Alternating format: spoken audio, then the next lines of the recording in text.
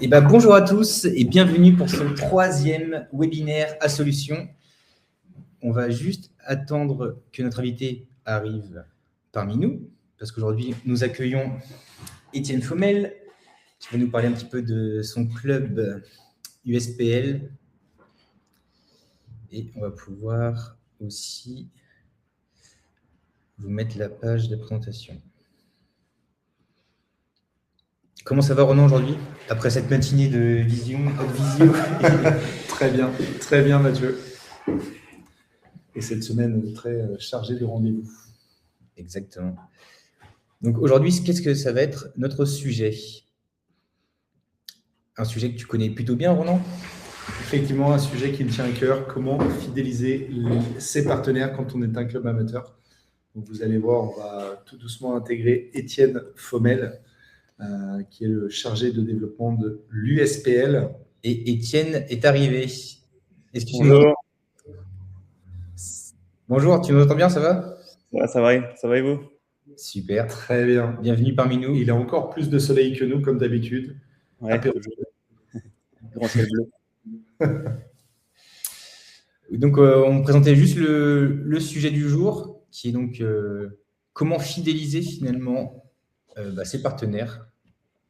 Alors, petite précision, n'hésitez pas dans le chat à nous dire si le son, si la réception du son est bonne. Les deux premiers webinaires, on a eu plutôt des bons retours. N'hésitez pas si vous rencontrez des difficultés. N'hésitez pas non plus à poser vos questions au fil de l'eau et on les traitera avec notre invité Étienne à la fin des éléments qu'il a à vous présenter. Voilà. Tout à fait. Donc, on va commencer déjà par le sommaire, finalement. Exactement. Qu'est-ce que nous allons apprendre aujourd'hui? On va déjà apprendre à utiliser l'événementiel comme levier de fidélisation pour ses partenaires. Et comment structurer une offre événementielle qui peut être attractive justement pour ces personnes-là. Et enfin, comment transformer ces partenaires en ambassadeurs plutôt.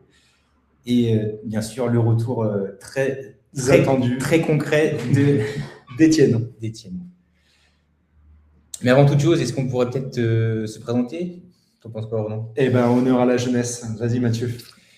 Alors, à Solutions, aujourd'hui, c'est 3 associés. Alors, moi, déjà, je suis Mathieu, à la base, avant tout judoka et président d'une association qui est à Ploërmel, Judo Plaisir 56. Et ça fait 4 ans maintenant que je suis président de cette association. Et Judo Plaisir, c'est le premier club qui a été accompagné par Oscar et Ronan à la toute base. Donc, j'ai décidé finalement de rejoindre l'aventure parce que j'ai complètement adhéré à leur méthode et aux valeurs.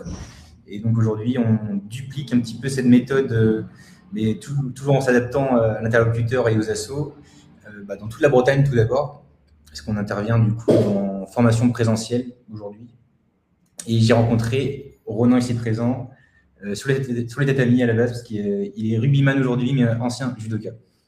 Exactement, tu me fais une passe. Donc, Ronan Pressard, cofondateur de la solution, depuis 1 an aujourd'hui avec Mathieu et Oscar. Oscar qui sera malheureusement absent aujourd'hui, car il était en semaine de congé. Il nous reviendra de la Tunisie, beau et bronzé, dès lundi.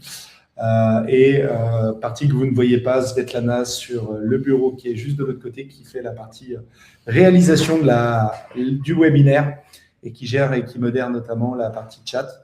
Pour ma part, donc Ronan, judoka à la base, mais plus connu sur les terrains de rugby par la suite. J'ai joué au rugby en Angleterre notamment, et puis quand je suis revenu en Bretagne, j'ai été président d'un club à Redon, avant de revenir dans mon club de toujours, le SC L'Heureux Rugby. Aujourd'hui, on va parler des thématiques effectivement qui nous intéressent, mais faire un focus sur l'événementiel.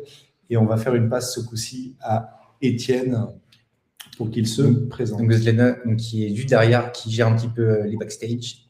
Et passons maintenant à notre invité, Étienne. Donc, moi, c'est Étienne, comme c'est marqué sur le diapo. J'ai intégré le club de Perros donc, il y a 2 ans pour mon master.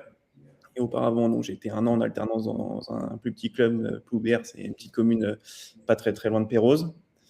Et donc, durant ces 2 années d'alternance, j'ai accompagné donc mon responsable, Dominique Collat, à développer tout l'espace partenaire, à prospecter, à fidéliser ceux qui étaient déjà présents.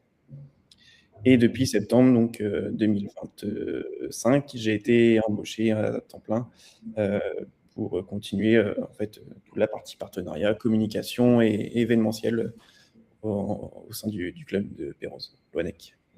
Félicitations. Est-ce qu'on peut faire un petit focus sur ton club justement pour permettre à ceux qui nous suivent de bien comprendre l'infrastructure, ton rôle et tes objectifs au quotidien? Donc, le club de Pérouse, il faut savoir que c'est une fusion entre deux communes, donc Pérouse, Guirec et Loennec. Aujourd'hui, il y a entre 350 et 400 licenciés, des U6 jusqu'aux vétérans, passant bien évidemment par la section féminine. Aujourd'hui, on a 3 équipes féminines. L'équipe première évolue en Régional 3, donc le premier niveau en partant du bas au niveau régional, pour ceux qui ne connaissent pas trop le foot. Et donc aujourd'hui, mes objectifs, clairement, c'est de développer toute la partie partenariat en signant des contrats, que ce soit du mécénat ou du sponsoring avec les entreprises locales, ou un peu moins maintenant, parce qu'on arrive à se développer un peu plus sur la partie briochine, donc qui a, pour ceux qui ne se situent pas trop, à 3 quarts d'heure de Pérouse. Très bien. Et du coup, ton rôle, on l'a bien compris, ta structure aussi, c'est la réunion de deux clubs, c'est le développement d'un territoire. Sur ton objectif aujourd'hui pour situer ton niveau de partenariat dans ton club?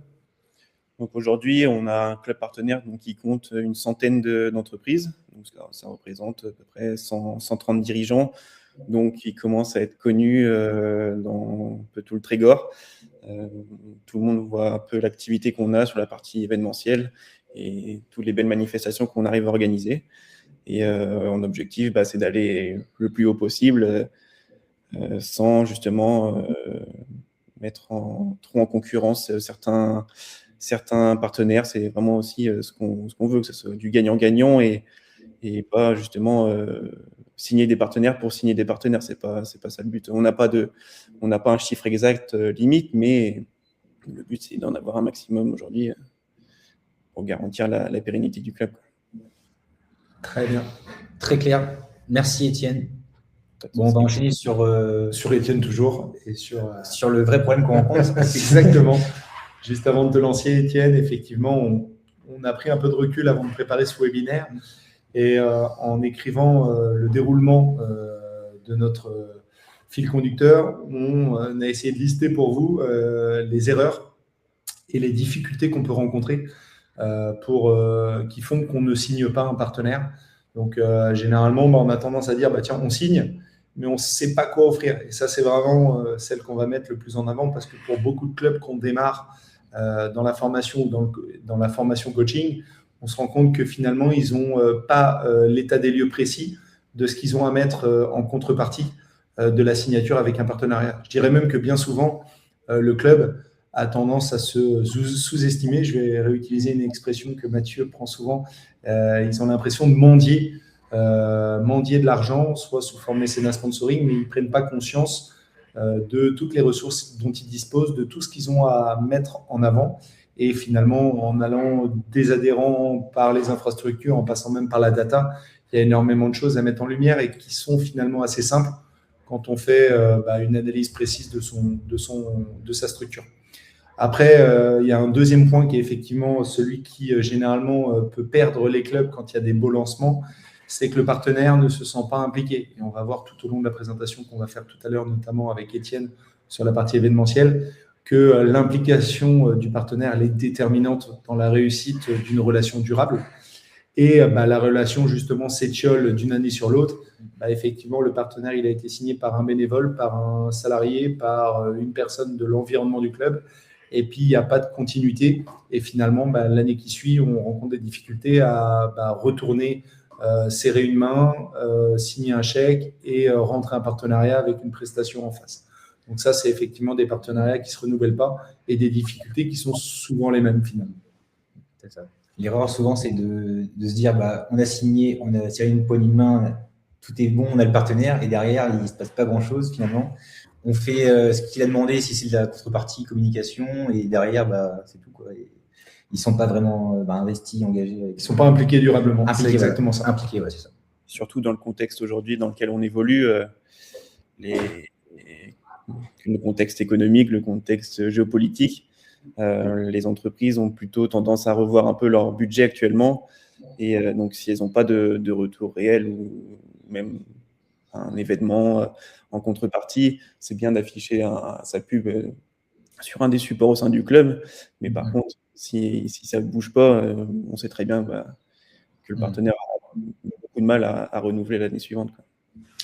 C'est hyper intéressant parce qu'on a pensé à ça en sélectionnant certaines de tes photos pour mettre en avant la manière dont vous récompensez justement les partenaires qui peuvent vous rejoindre. Et on aura des tips d'ici une dizaine de minutes qu'on pourra vous montrer sur certains clubs qui font des choses assez originales sur justement la mise en place de KPI ou la mise en place d'un partenariat durable avec une mise en avant régulière.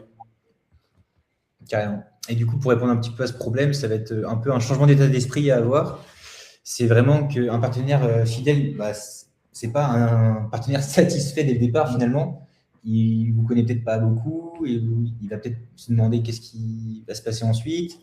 Donc il faut vraiment l'investir dans le club finalement et le faire vivre un peu des expériences, participer à la vie du club, quoi, on peut dire ça comme ça, quoi. Exactement. Soit participer à la vie du club avec les adhérents, soit participer à une vie de partenaire au sein du club, Voilà. Où vous mettez en place des expériences. Et tout l'intérêt d'avoir Étienne aujourd'hui qui, justement, sur cette partie-là, est assez novateur. En tout cas, de nous, presque 80 assos qu'on accompagne depuis le lancement, on a vu des belles choses et on a choisi aussi un partenaire qui fait de très, très belles choses. Vous allez en savoir un peu plus dans pas très longtemps.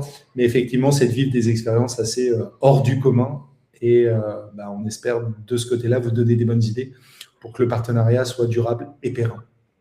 Et devenir du coup un rendez-vous incontournable dans l'agenda de ses partenaires. Exactement. D'ailleurs, petit laïus sur les agendas, n'hésitez pas quand vous lancez votre partie développement des partenariats, soit en commission, soit en petite cellule dans le bureau, à prendre un agenda parce que c'est comme toute chose, plus c'est piloté, plus c'est facile à atteindre. Et bien souvent, on a tendance à se dire, tiens, le premier jour, je verrai au fur et à mesure et puis j'écrirai les étapes au fur et à mesure. Non, justement, d'écrire un planning et de mettre des ambitions et d'avoir déjà des rendez-vous très rapidement permet aussi d'avoir un discours très clair à l'égard des partenaires. Exactement. Et donc, on va pouvoir commencer avec les petites questions de notre invité, son retour terrain finalement, par rapport à l'accompagnement qu'il a reçu d'Assolutions et de notre formateur Oscar. Exactement. Sur le terrain. Du coup, Étienne, petite question pour commencer. Comment tu as connu Assolutions ? Donc moi, comme je disais tout à l'heure, j'ai fait donc l'année dernière, j'étais sur ma 2e année de master, donc j'ai connu Ronan durant mes 2 dernières années d'études supérieures dans une école de management du sport. Et du coup, Oscar aussi était intervenu lors d'une séance de cours. Et donc, c'est comme ça qu'on a commencé à se connaître et à échanger justement sur Assolutions et en développant la situation actuelle du club. Parce que moi, quand je suis arrivé au club donc, il y a 2 ans et demi maintenant. Et donc, c'était la cellule commerciale et communication était totalement gérée par des bénévoles. Donc, c'est sur forcément du temps libre de la personne. Et donc, il fallait potentiellement aménager les outils déjà en place et les améliorer. Et donc, c'est ce que j'ai commencé à faire durant ces 2 premières années. Et avec l'intervention justement d'Assolutions, on a développé des nouveaux outils et réajusté quelques points qui pouvaient être améliorés ou à corriger. Il y avait déjà donc, des partenaires existants avant même de rencontrer Assolutions finalement. Ouais, c'est ça. Nous, on ne part pas de la rencontre avec Assolutions. Ça peut être différente par rapport à d'autres clubs qui commencent vraiment de zéro. Nous, justement, on avait déjà donc une base de partenaires avec un club partenaire qui commençait à vivre petit à petit. Le club partenaire, il a été créé en janvier 2022. Donc aujourd'hui, ça fait un peu plus de 4 ans maintenant. Donc il y avait déjà 20-30 partenaires au sein du club donc, qui étaient dans cet espace, quoi. Très bien. Ok. Du coup, on va pouvoir enchaîner sur… Il a répondu à toutes les questions d'un coup. Ouais. Trop fort. Parfait. Maintenant, pendant la formation, alors, avec Oscar, déjà, comment ça s'est passé concrètement qui dans le club a participé, où ça s'est passé, etc. Comment ça s'est passé ? ça, c'est un des gros avantages parce que nous, on est à Pérouse, vous êtes sur Rennes, donc il y a quasiment 2 heures de route. Et ça, c'est aussi la flexibilité d'Oscar qui s'est déplacé à 2 reprises. Et donc, on a pu voir tout ça ensemble sans bouger. Donc, ça, c'est vraiment, peu importe où l'association se situe, ça, c'est vraiment un gros point fort. Donc, nous, on a fait 2 journées de formation complète. Donc, pour certains, ça peut être lourd de faire 2 fois 7 heures, mais je pense que vous proposez également la solution de faire en demi-journée quand c'est plus proche, bien évidemment, parce que là, on n'allait pas faire venir Oscar 4 fois à Pérouse, même si le cadre n'est pas Même trop… s'il n'était pas mécontent d'y venir, effectivement. C'est clair. Même si ce n'est pas un frein. Mais ouais, ce qui m'a le plus marqué, moi, c'est grâce à son expérience et ses réussites à Oscar, parce qu'il a quand même quelques bagages derrière lui, il a pu nous apporter sa vision extérieure, parce que nous, quand on est à 100% dans notre projet, on fonce tête baissée sans forcément avoir du recul à certains moments. Et donc, il a pu nous apprendre des notions qu'on ne maîtrise pas forcément. Je pense notamment au mécénat, les différents aspects du mécénat, je veux dire, que ce soit en compétences, en nature ou financier, parce qu'on cherche souvent en tant qu'association du financier, mais il faut avoir un peu plus de notions et justement pas se focaliser que sur cet aspect-là. Il y a aussi d'autres, le mécénat en nature ou compétences qui peuvent vraiment nous aider, et notamment c'est ce qu'on a essayé de développer un peu plus cette année, et ça porte plutôt ses fruits, parce que dans quelques situations, ça nous a bien sorti d'affaires. Et voilà. Ok, super. Sachant que pour préciser en plus, il y a une notion qui était assez intéressante sur l'USPL, c'est que vous aviez déjà un peu de recul sur ce qu'on appelle le coût d'acquisition partenaire, et vous avez beaucoup travaillé là-dessus sur justement pour développer un événementiel qui ne vous coûte pas plus cher que ce que ça vous apporte.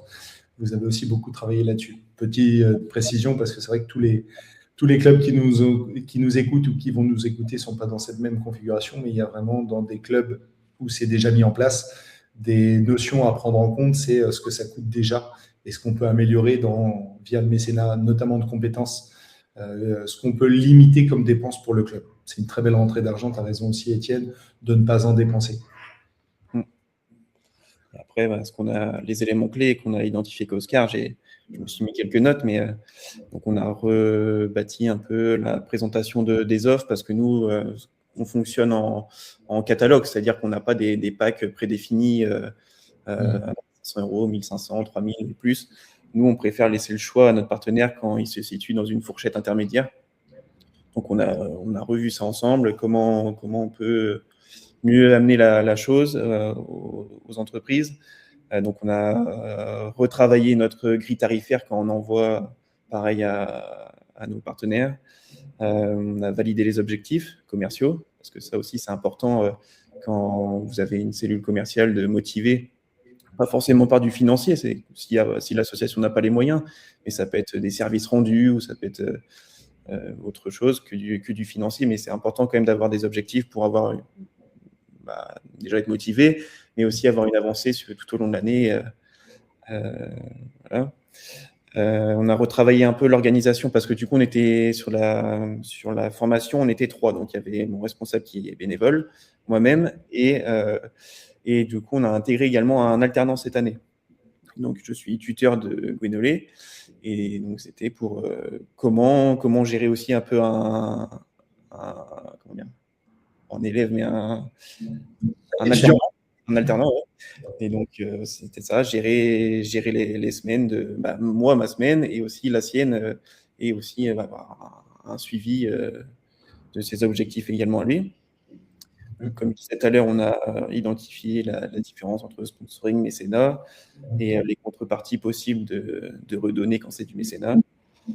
Et le gros axe qu'on a développé avec Oscar, c'est le mécénat de particulier, parce que nous, on a la chance d'être dans une station balnéaire, se situe dans une station balnéaire. Donc, il y a des gens qui ont un pouvoir d'achat plutôt élevé. Je crois que l'Ouanec, c'est la commune dans le département du 22 qui a le plus haut de salaire, le plus haut revenu moyen. Donc là, on a un potentiel également pour développer la partie mécénat particulier qui est pas. Et donc, c'est 66% que les gens peuvent déduire de leurs impôts. Donc, ça peut être intéressant au lieu de le donner à l'État, plutôt contribuer à des associations. Donc, on a essayé cette année de développer ça, du coup, avec la partie communication également qui va avec. Et donc, petit à petit, on fait connaître ça. On publie pas ça sur nos réseaux sociaux qu'on a mis ça en place, mais au bouche à oreille. Et c'est comme ça que ça fonctionne au début. Et petit à petit, dans les mois, les années à venir, et on en aura de plus en plus, je l'espère. Super. Point très important. Très mécénat particulier. Très Effectivement, clair, ouais. on aura peut-être l'occasion d'en approfondir les données dans une autre webinaire parce que le sujet est très très intéressant et très très sous-utilisé dans le domaine associatif, mais que ce soit dans le sportif, dans le culturel, mais aussi dans le loisir, il y a effectivement possibilité de beau développement sur cet axe-là. Il me semble que la prochaine slide, c'est l'élément qui fait que Étienne est le spécialiste de la fidélisation des partenaires. Et c'est pourquoi une vraie force. Une vraie force, oui. C'est le focus sur les événements qu'il a mis en place avec l'USPL. Est-ce que tu veux en parler un petit peu, Étienne? On te laisse présenter. Hein. Ouais, on va en parler. Après, moi, je suis pas tout seul. Hein. Je suis bien évidemment, on est une équipe commerciale. Oui. Hein, donc, je suis pas tout seul à mettre en place ces événements, mais du coup, nous, on a un club partenaire, donc comme je disais, qui compte une centaine d'entreprises aujourd'hui. Et nous, pour fidéliser nos partenaires, justement, on est très dynamique et assez reconnu dans le secteur, même au niveau régional. Pour toutes les manifestations qu'on organise donc au niveau local, que ce soit chez nos partenaires hôteliers ou bien à l'international. Donc là, comme on peut voir sur la photo de gauche, dernièrement, on était avec 44 partenaires au Carnaval de Rio, où on a pu, pour eux, c'est des vacances, mais c'est aussi, faut pas le voir que comme ça, faut pas le voir que comme des vacances, c'est aussi des moments hyper intenses pour les participants, déjà par la beauté du paysage et par l'effervescence du carnaval, mais c'est aussi une source de liens hyper fusionnels pour les partenaires. Et en fait, à chaque fois, maintenant, il y a un gros noyau qui s'est formé et les partenaires, maintenant, travaillent entre eux. Et c'est aussi ça qu'ils recherchent. C'est pas juste une visibilité au niveau local. C'est sûr que ça apporte, parce qu'il y a du monde au stade, il y a du monde un peu partout sur les tournois, etc. Mais c'est eux ce qu'ils recherchent, c'est d'avoir du lien, de trouver des nouvelles opportunités commerciales. Et donc, par le biais justement de nos voyages, ça c'est vraiment le tremplin pour booster ces relations, quoi. Et par rapport à ce voyage, par exemple, c'est des dirigeants d'entreprise, ceux qui ont l'offre un peu premium spéciale, ou c'est qui un petit peu qui t'amène là-bas? C'est que les directeurs, les partenaires, donc c'est que des directeurs, et ces offres-là, justement, sont destinées à ces directeurs-là. Donc après, ils peuvent bien évidemment amener leurs femmes et leurs enfants, mais ouais, c'est à destination uniquement de nos partenaires. Après, on a d'autres événements où on ouvre aux bénévoles ou aux joueurs, mais quand c'est des gros voyages comme ça, et là, on est déjà sur le prochain, donc 2027, et on a déjà quelques réservations, alors qu'on n'a rien lancé, tout n'est même pas ficelé, alors que. Donc en fait, chaque année, c'est vraiment le gros événement qui est attendu. Donc il y a 2 ans, on a également réalisé, donc comme on peut voir à droite, la Saint-Patrick à New York. Donc on a défilé c'était le bagad de Pérouse qui était à l'honneur pour défiler sur la 5e avenue avec tous les bagads du monde entier. Et nous, on était juste derrière avec les drapeaux bretons et les écharpes qui vont bien pour représenter le club. Donc un départ à 100 de Pérouse entre le bagad et les partenaires. Et après, nous, on surfe aussi sur l'actualité sportive, culturelle, comme on peut le voir, en fonction des différents événements, que ce soit le tournoi destination, la Ligue des Champions dernièrement. Il y a 4 partenaires qui sont partis à Liverpool pour le PSG.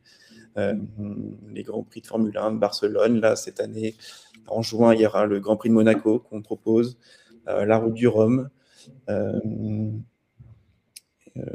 Vieilles Charrues. En fait, On a une multitude d'offres possibles à proposer à nos partenaires, justement, pour les faire profiter, sortir du cadre du boulot aussi, sortir du cadre sportif. Et donc ça, c'est vraiment notre force aujourd'hui, et c'est pour ça qu'on est très dynamique et qu'on arrive à être reconnu dans le Trégor, quoi. J'imagine. Un partenaire, ça fait rêver, effectivement. C'est d'ailleurs une chose qui nous avait marqué lors de ta formation, c'est qu'effectivement, tu es avec des bénévoles qui sont très, très investis, d'où les questions qu'on va poser juste après. Mais effectivement, tu as raison de le dire. L'aventure partenariat dans un club, c'est avant tout une aventure de plusieurs membres. Et bien souvent, on a tendance à voir que dans les clubs où ça fonctionne, c'est, comme on le dit dans nos formations, c'est pas une personne qu'on forme. Ça marche toujours mieux quand il y a 3, 5 personnes qui vont être formées sur le sujet et qui vont faire vivre le sujet durablement dans les associations. Peu importe le niveau, on n'est pas tous au niveau de l'USPL, mais même au niveau des clubs qui ont 0 € de partenariat, on va, je prends l'exemple de Judo Plaisir avec Mathieu, on va former 4, 5 personnes sur le sujet parce que rien que les moments de réunion qui vont permettre de penser au projet, de penser aux objectifs, de penser au réseau, vont permettre d'aller chercher des premiers partenaires facilement. Oui, c'est ça. Après, c'est pas forcément ceux qui commencent dans l'événementiel. C'est pas le but, c'est pas d'aller à Rio ou d'aller peu importe où dans le monde. C'est vraiment commencer déjà sur des petits événements très locaux. Ça peut être aussi bien des déjeuners, des after-work ou des. C'est pas forcément tout de suite viser ces événements de cette envergure, quoi. C'est recentrer déjà avec la base de partenaires qu'on a et les chouchouter au maximum en leur faisant se rencontrer. C'est ce qu'ils recherchent le plus, hein. Ils savent très bien que sur un club de notre niveau sportif, je parle, hein, donc amateur, ils vont pas forcément avoir un retour financier direct ou dans les mois qui suivent la signature du contrat. Eux, ce qu'ils veulent, c'est moi, c'est les retours que j'ai. C'est vraiment le lien et le dynamisme du club partenaire. L'aventure humaine, en quelque sorte. Et petite question sur les événements, on va dire voyage, c'est quelque chose que vous voulez mettre en place une fois par an? Parce que j'imagine que c'est beaucoup d'organisation en amont aussi. Ouais, donc on a un gros voyage par an. Donc on ouvre l'année dernière pour New York, on était 30. Là, on a ouvert à 45 personnes.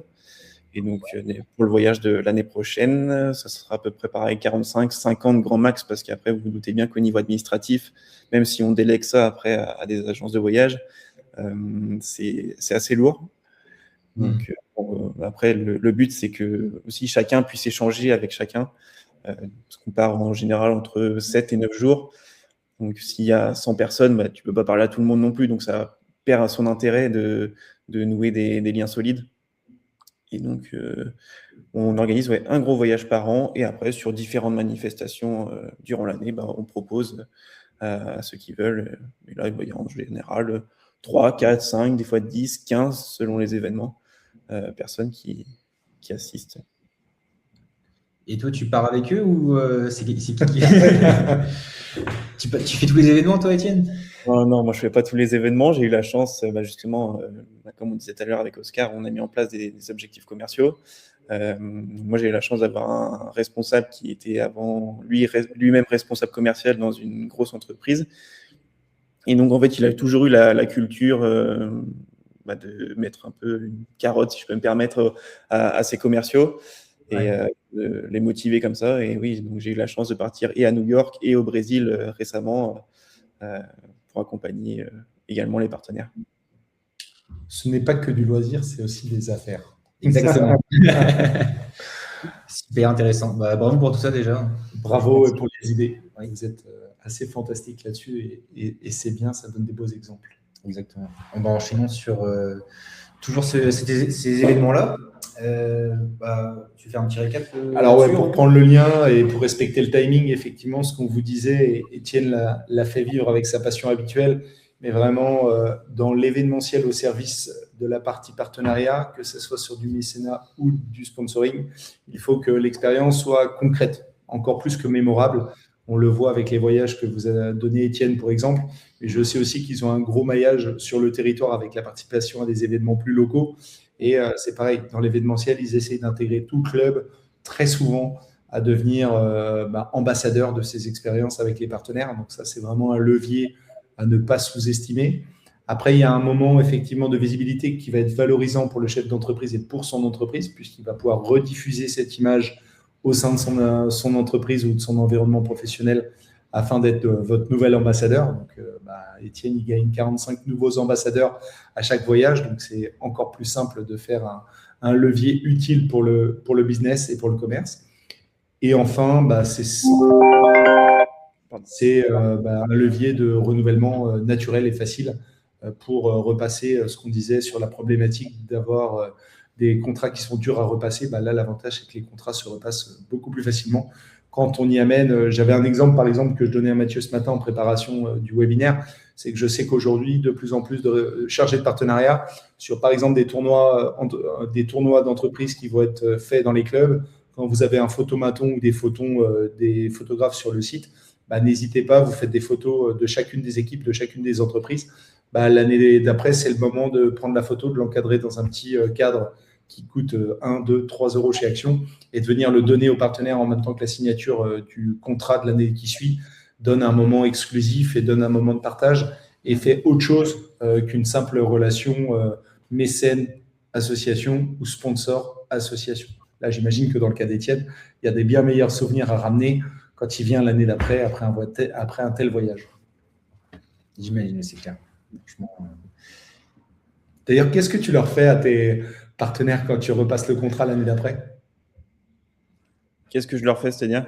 Ceux qui ont fait le voyage, tu leur ramènes une petite chose qu'il y a eu pendant le voyage, des photos, Nous, avant les voyages, du coup, on fait déjà une première réunion dans un restaurant partenaire pour justement briser un peu la glace pour ceux qui ne se connaissent pas.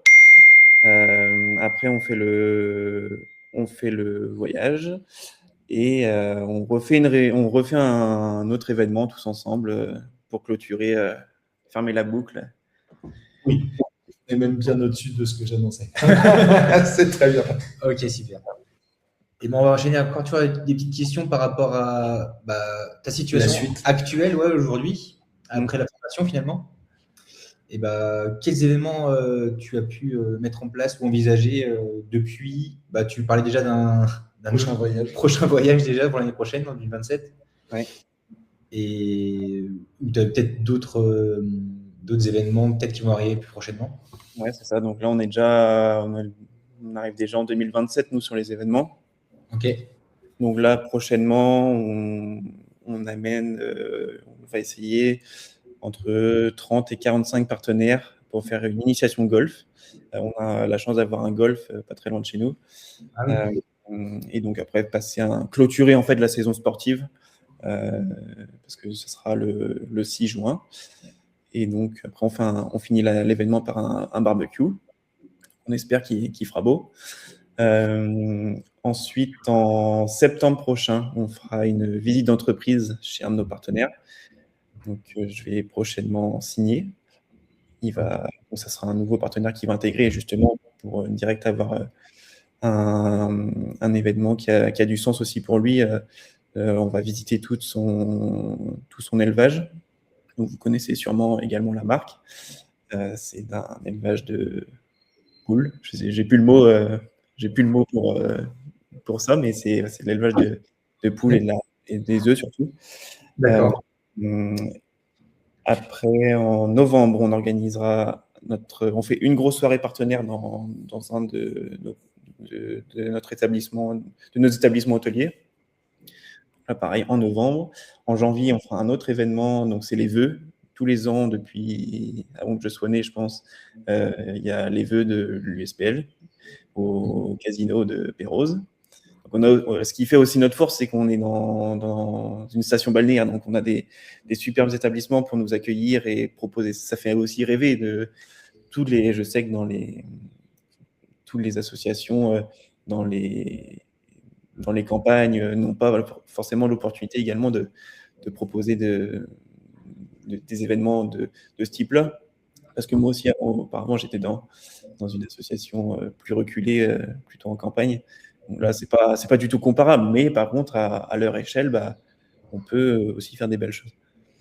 Non, mais ça des idées, ce que tu donnes comme expérience, parce que je pense notamment à des clubs qui le font de plus en plus, d'externaliser l'assemblée générale, que ce soit l'assemblée générale financière ou l'assemblée générale classique, ou une réunion entre les adhérents chez un partenaire, permet aussi aux partenaires en fait, de bénéficier d'une visibilité. Alors, on n'a pas toujours, comme toi, l'occasion d'emmener tout le monde dans un casino, mais on peut facilement emmener toute l'équipe chez un restaurateur, dans un bar, ou pourquoi pas dans un lieu de loisirs, si on a un partenariat avec une salle d'escalade, avec un paintball. Enfin, bowling, il y a plein d'idées. Donc, c'est chouette ce que tu nous donnes, parce qu'il ne faut pas prendre le fait que ça soit dans une station balnéaire. Il faut avant tout plutôt prendre les idées dans le plan que tu nous as énoncé, qui est intéressant.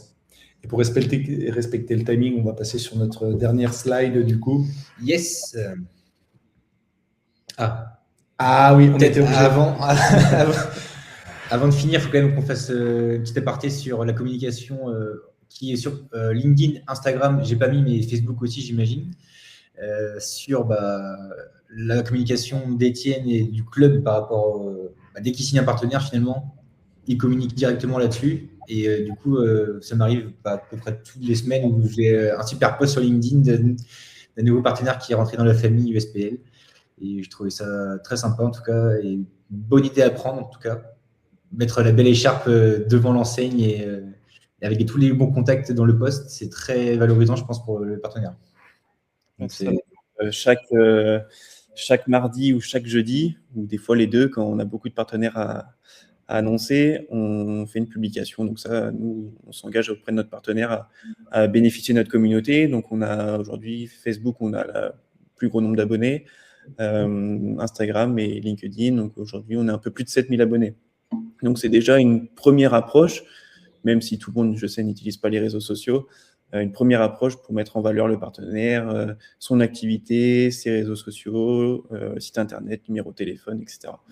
Et en fait, ça devient un peu emblématique. L'écharpe, elle fait un peu le tour de pas mal d'entreprises aujourd'hui. Et c'est notre façon à nous d'annoncer le partenariat. Après, je sais qu'il y en a, ils mettent le logo du club plus le logo de l'entreprise, ils font un bel encart, etc. Nous, on a décidé de mettre l'écharpe en valeur avec la marque des sociétés.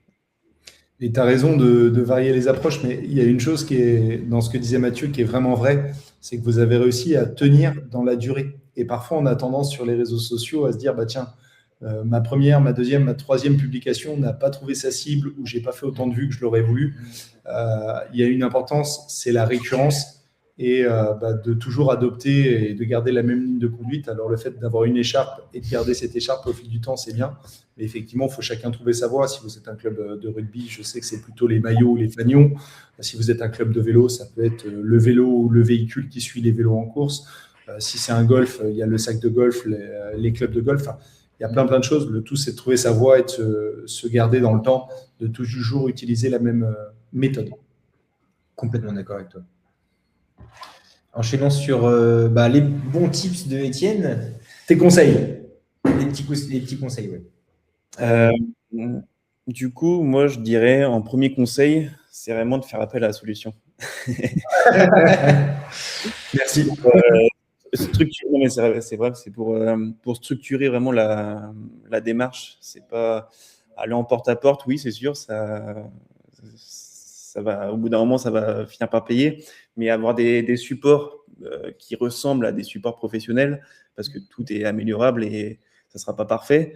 Mais par contre, avoir toute une vraie structure avec des contrats vraiment bien rédigés, avoir une plaquette commerciale, avoir des récapitulatifs pour retransmettre après aux partenaires après le rendez-vous, parce que souvent c'est pas du one shot, le partenaire ne signe pas directement, donc il veut tête reposée revoir l'ensemble des propositions. J'en oublie sûrement aussi des documents, mais c'est vraiment déjà structurer toute l'approche. Après, il y a le discours aussi qu'il faut savoir adapter en fonction des entreprises que l'on cible.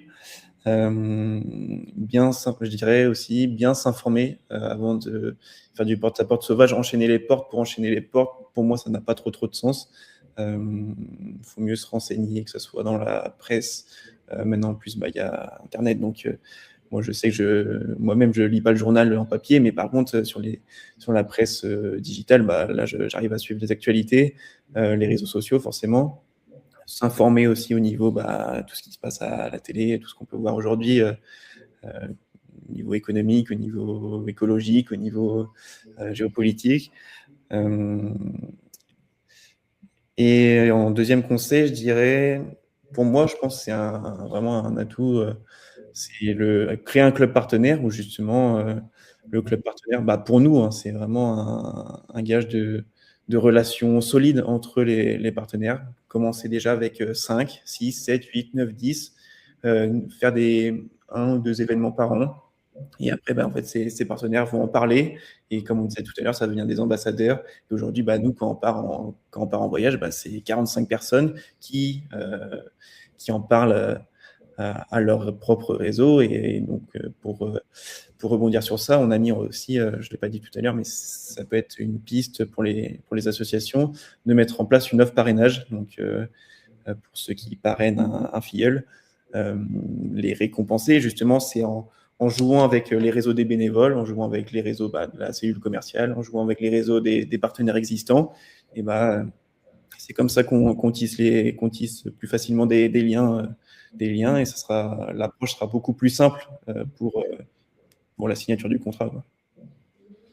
Merci beaucoup, Étienne, pour ces bons Complètement conseils. d'accord. Et des conseils fortement applicables. Et sur la curiosité, je te rejoins. Effectivement, on a aujourd'hui tous les outils à notre disposition pour se tenir informé et du coup être averti quand on rencontre un partenaire de ce qui peut traverser. Parce qu'effectivement, alors ça fera peut-être office d'une autre webinaire, bien sûr, mais il y a la découverte du besoin qui aussi fait une force d'Étienne sur le périmètre de Perros, la ENEC. C'est qu'aujourd'hui, il faut une maîtrise de sa zone géographique pour que le partenaire se sente pas juste prospecté, mais se sente intégré dans un projet plus global. Tout à fait. Est-ce que, pour conclure, Ronan, on enchaîne sur ce qu'on remarque chez pas mal de clients? On va faire exactement des redites de toi, Étienne, mais effectivement, il faut toujours se dire ce n'est jamais parfait. Mais il n'y a que ceux qui ne font rien, qui ne loupent pas. Donc, faites, et puis vous verrez ce que ça produit. Et puis, le tout, c'est de ne pas reproduire les mêmes erreurs, de se rectifier.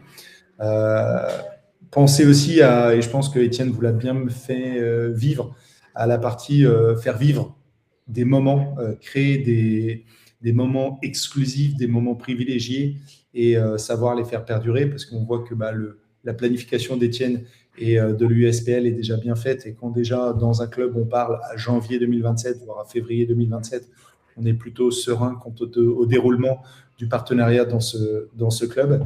Et il l'a aussi très bien dit, il faut toujours savoir qu'on démarre d'un point zéro. Donc, il ne faut pas avoir peur parce que vous faites une première soirée partenaire ou parce que vous faites un premier événement avec 4-5 participants, de se dire non, je n'ai pas touché l'objectif, donc c'est bon, j'arrête. Non, effectivement, Paris ne s'est pas fait en un jour.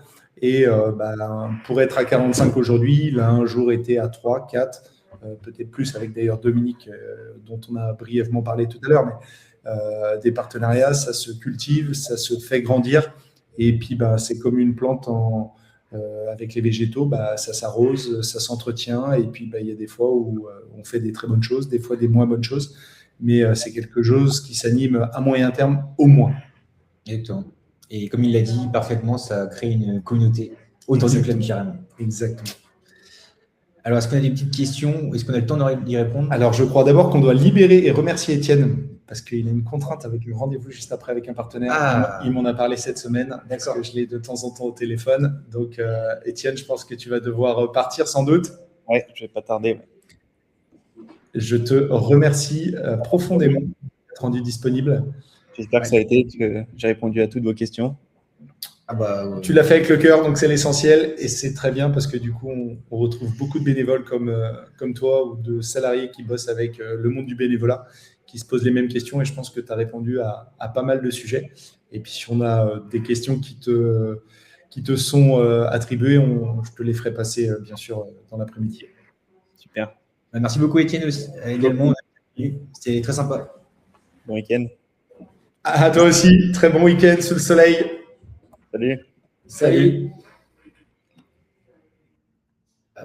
Du coup, on va pouvoir finir avec la fin de notre présentation, finalement. Est-ce qu'on a des questions sur les commentaires? Alors, pour l'instant, peut-être pas. On est affiché, non?